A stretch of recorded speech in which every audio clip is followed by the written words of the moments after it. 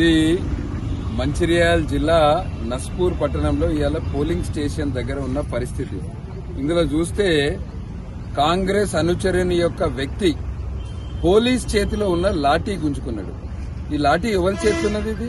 ఇది పోలీసుల చేతి ఉండాలి. పోలీస్ చేతిలో ఉన్న లాఠీని గుంజుకొని ఈ వ్యక్తి ఎవరినే? ఈయన కాంగ్రెస్ నాయకుని యొక్క అనుచరుడు. మంచిర్యాల గత 14 నెలల నుంచి దాడులకు పాల్పడుతున్న వ్యక్తి ఈయననే. గతంలో అనేక సార్ల పోలీసులకు కంప్లైంట్లు చేసినాం, బైండ్ ఓవర్లు చేసినాం. ఈ వ్యక్తి మంచిర్యాల వ్యక్తే కాదు. ఈ వ్యక్తితో పాటు ఇంకొక వ్యక్తి గతంలో కేసులో ఈ వ్యక్తి పేరు కూడా ఆల్రెడీ ఉన్నది. ఈయనతో పాటు ఇంకొకరు. వీళ్ళంతా ఇవాళ అక్కడ ఎస్ఐ గారు ఏదైతే మా బీజేపీ సీనియర్ నాయకులు కమలాకర్ రావు గారి మీద చేతి చేసుకున్నారో ఆ విషయంలో నచ్చజెప్పడానికి పోలీస్ అధికారులు కూడా ఒప్పుకున్నారు ఎస్ఐ గారిది తప్పున్నదని. నచ్చజెప్పి దాన్ని ఆ పరిస్థితిని శాంతియుత వాతావరణానికి తీసుకొచ్చే పరిస్థితిలో మంచిర్యాల ఎమ్మెల్యే యొక్క అనుచరులు ఏదైతే గత 14 నెలల నుంచి మంచిర్యాలలో రాత్రులు దాడులు పాల్పడుతున్నారో అనేక కేసులున్నాయి వాళ్ళ మీద. అనేక సందర్భాలలో ఫిర్యాదు చేసినాం. ప్రతి ఒక్కరికి తెలుసు.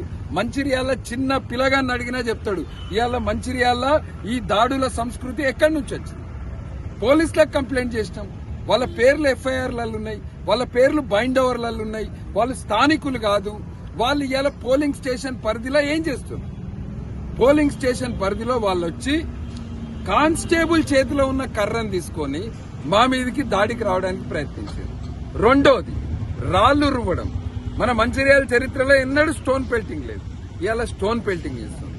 మూడోది ఈ సంఘటన జరిగినాక మా బీజేపీ నాయకుల కార్యకర్తలకు ఫోన్లు చేసి ఫోన్లలో బెదిరిస్తున్నారు. నువ్వు ఎక్కడున్నావు ఇక్కడికి రా, నిన్ను చూసుకుంటామని. అంటే అసలు ఏంది ఇది? మనం భారతదేశంలో ఉన్నామా? ఇక్కడ లా అండ్ ఆర్డర్ ఉన్నదా? మన దగ్గర పోలీస్ వ్యవస్థ లేదా? మన దగ్గర న్యాయ వ్యవస్థ లేదా? అంటే ఇట్లా ఓపెన్ గా బెదిరించి ఓపెన్ గా దాడులు, పోలీస్ కానిస్టేబుల్ చేతుల నుంచి కట్టే తీసుకొని కొట్టడానికి వస్తున్నారు. మేం కోరేది ఒకటే, బీజేపీ కార్యకర్తల నాయకుల మీద ఎక్కడన్నా దాడులు జరిగినాయంటే దానికి పూర్తి బాధ్యత పోలీసులే. డీసీపీ గారికి చెప్పినాం, వీళ్ళందరి పేర్లు రాసి ఇచ్చినాం, వీళ్ళందరి ఫోటోలు ఇచ్చినాం, సంఘటన స్థలం యొక్క వీడియోలు ఇచ్చినాం. ఏదైనా జరిగితే దానికి బాధ్యత పోలీసులే వహించవలసి వస్తుంది. మేం బీజేపీ నాయకులం తిరగబడలేక కాదు. బీజేపీ కార్యకర్తలు కూడా ఒక్కొక్క కార్యకర్త మీ 10 కార్యకర్తలకు సమానం. కానీ మేము న్యాయ వ్యవస్థను గౌరవిస్తాం, మేము పోలీస్ వ్యవస్థను గౌరవిస్తాం. మేము మంచిర్యాలకి మంచితనం తీసుకురావాలని కోరుకునే వ్యక్తులం. మేము మంచిర్యాలలో దాడుల సంస్కృతులు తీసుకురావాలని కోరుకునే వ్యక్తులం కాదు. ప్రశాంతంగా ఉన్న మంచిర్యాలలో గత 14 నెలల నుంచి ఈ కొత్త సంస్కృతిని తీసుకొచ్చారు. మేము పోలీసులను, డీసీపీ గారిని, సిపి గారిని ఈ విషయాన్ని నేషనల్ హ్యూమన్ రైట్స్ కమిషన్ ఎన్హెచ్ఆర్సీకి కూడా తీసుకుపోతాము.